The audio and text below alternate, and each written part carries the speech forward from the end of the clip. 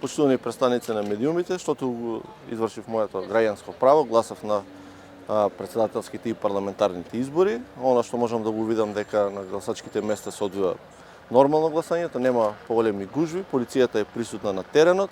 Она што можам да кажам дека во изминатите 100 дена на техничката влада ги посети сите полициски станици, полициски објекти ширум државата, констатиравме дека полицијата е спремна и изборите ќе се одржат безбедно, а граѓаните ќе го изведат своето гласање слободно.